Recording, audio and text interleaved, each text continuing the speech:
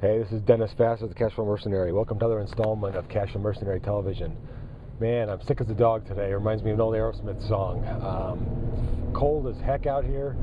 I have just never recovered from living in Los Angeles almost 20 years ago. Gosh, this cold just kills me. But, the family loves it, so we're here and we're making the best of it. And plus, it's the great place to be in business right now. I forgot to talk about something that we did recently, and that is we paid the kids their dividends on the apartment building. When I bought the apartment building a little over a year ago, that my kids are all investors in that. It's pretty funny. They had a bunch of savings bonds that were yielding zero interest pretty much, and so we cashed them all in, whether or not they had matured or not, took the penalties, and invested all in the apartment building. And so what we did just recently is we paid them their dividends, and they were totally blown away. And we compared the dividends that they received from the apartment building and the return on equity they were getting from investing in the apartment to the $2 that they would made all last year having the savings bond interest just accrue. So they were just absolutely blown away with the power of investing in an equity stake like that. So they epitomize the concept of a fractional investor.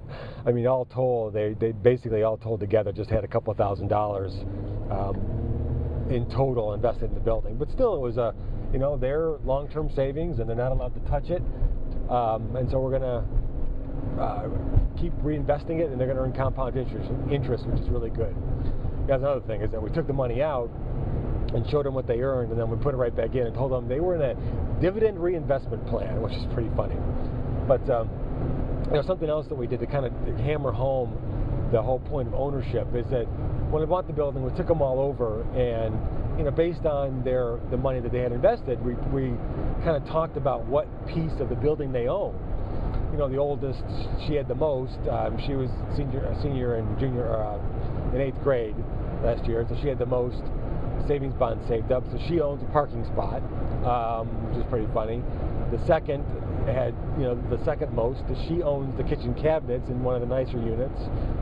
The third one, my son, owns the entryway door in one of the buildings, and poor Annika, the littlest, has the least amount. She owns one of the picture windows in the building, not the one that the tenant broke though. So they all have a piece of the action in the building, and they're all really excited about it. And they, it's funny, they all went to school and told their friends that they own an apartment building now.